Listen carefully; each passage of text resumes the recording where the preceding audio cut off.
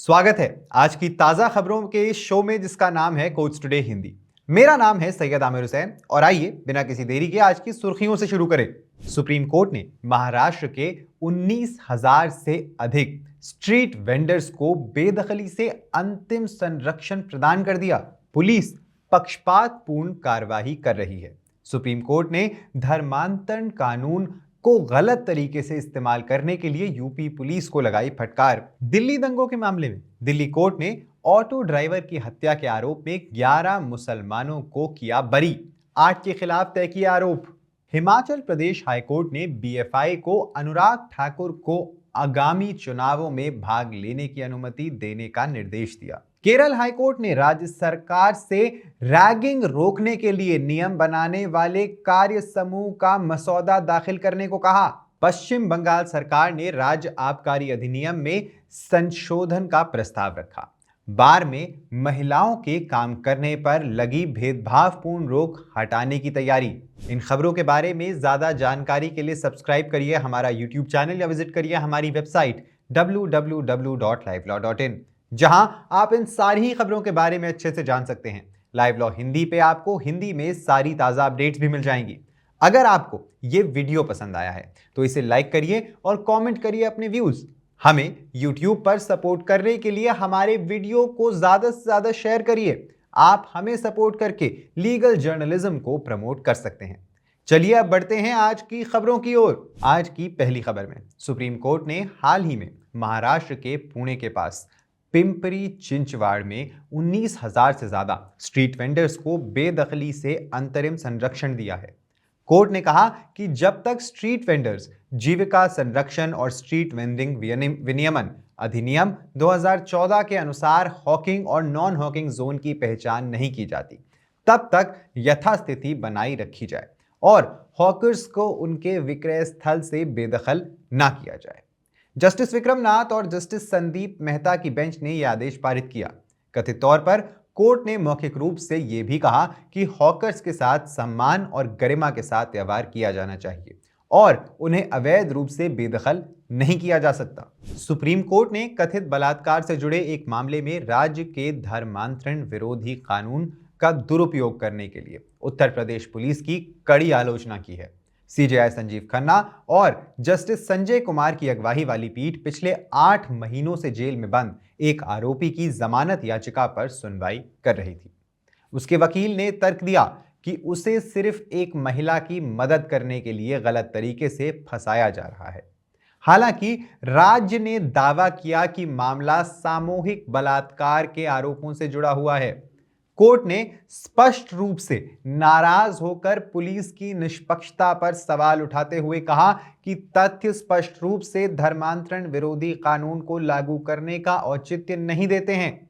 CJI ने टिप्पणी की कि राज्य निष्पक्ष नहीं था और इस मामले में कानून लागू करना बिल्कुल अनुचित था। अगली खबर में दिल्ली की एक अदालत ने 2020 के उत्तर पूर्वी दिल्ली दंगों के दौरान ऑटो चालक बब्बू की हत्या के मामले में मुस्लिम समुदाय की भीड़ का हिस्सा बनने वाले 11 लोगों को बरी कर दिया है और हिंदू समुदाय की भीड़ का हिस्सा बनने वाले 8 लोगों के खिलाफ आरोप तय किए हैं।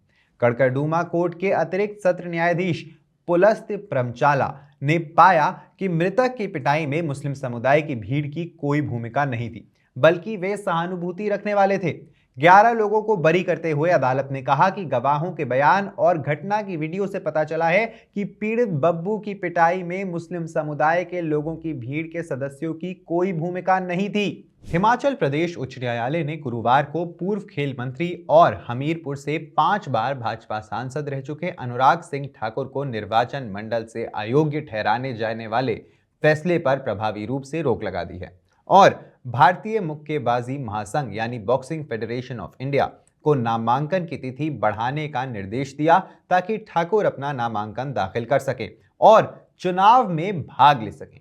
गौरतलब है कि 7 मार्च को हिमाचल प्रदेश मुक्केबाजी संघ यानी हिमाचल प्रदेश बॉक्सिंग एसोसिएशन या HPBA का प्रतिनिधित्व कर रहे ठाकुर के साथ साथ मेघालय के लैरी खरापान त्रिपुरा के आशीष कुमार साहा और दिल्ली राज्य निकाय के रोहित जैन और नीरज भट्ट को निर्वाचन मंडल का हिस्सा बनने के लिए अयोग्य पाया गया था। शैक्षणिक संस्थानों में रैगिंग एक बढ़ती हुई चिंता है और केरल उच्च न्यायालय इस पर गंभीर कार्यवाही कर रहा है। न्यायालय ने राज्य सरकार से रैगिंग के खिलाफ सख्त नियम बनाने के लिए एक कार्य समूह बनाने के लिए 1 सप्ताह के भीतर एक मसौदा प्रस्ताव प्रस्तुत करने को कहा है। ये दूसरे वर्ष के छात्र JS सिद्धार्थन की दुखद मौत के बाद आया है, जो कथित तौर पर रैगिंग के कारण अपने छात्रावास के शौचालय में मृत पाया गया था। उसकी मां ने मामले का हिस्सा बनने की मांग भी की है। उन्होंने विश्वविद्यालय अधिकारियों पर इस मुद्दे की अनदेखी करने का आरोप लगाया है। केरल विधिक सेवा प्राधिकरण ने भी सख्त कानूनों की तत्काल आवश्यकता पर जोर दिया है। पश्चिम बंगाल सरकार ने राज्य विधानसभा के समक्ष बंगाल आबकारी अधिनियम 1909 में संशोधन करने का प्रस्ताव रखा है, ताकि महिलाओं को राज्य में शराब की ऑन दुकानों में काम करने की अनुमति दी जा सके, जो वर्तमान में आबकारी नियमों के तहत निषिद्ध है।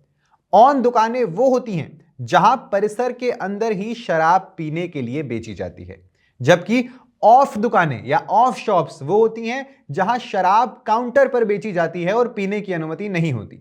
महिलाओं को ऐसी ऑन दुकानों में या ऐसे बार में काम करने की अनुमति देने का प्रस्ताव जहां शराब परोसी जाती है, मंत्री चंद्रिमा भट्टाचार्य द्वारा पेश किया गया, जिन्होंने बार में महिलाओं के काम करने पर प्रतिबंध को भेदभावपूर्ण बताया है।